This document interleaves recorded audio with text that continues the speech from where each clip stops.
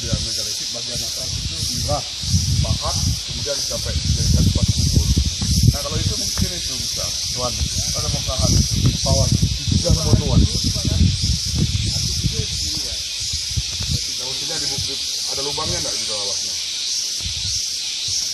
Pernah lihat?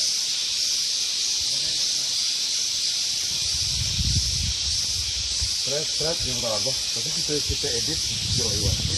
Tapi boleh kan apa aja dulu nih?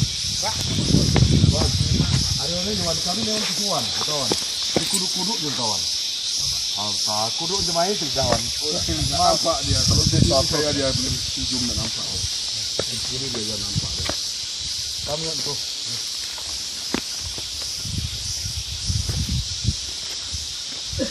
Anu. Sah? Masukin. Baik, ramai foto video. Saya foto saya tinggi.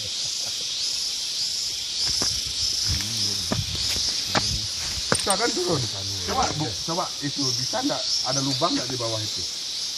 Satu itu. Kedua lah. Lubang apa? Ada lubang enggak di bawah batu itu? Tarsib nak konekam. Ya pelan-pelan aja, santai. Santai itu anu. Nanti jatuh. Buru-buru. Itu kan nampaknya lepas dia. Itu hari onek-onewan. Ini kagak mukong, bro. Lubang di bawahnya. Kalau ada lubang, Itu merenung apa ke namanya? hari sejarah awalnya.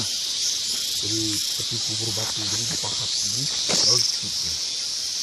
Ada lubangnya untuk kerangka, untuk banyak. Kalau di sini nampak lepas. Foto ada yang makan ul. Hari-hari anu. Dulu nih lebih ini susah lagi naiknya. Ya. Laporannya itu.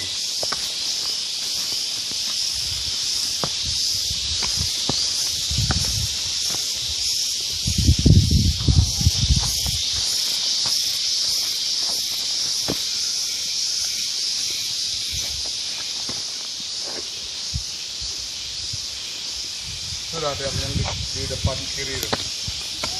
Ada lubang nggak di bawah? Dari sini kan nampak ya. Nah, di bawahnya, di bawah batu itu.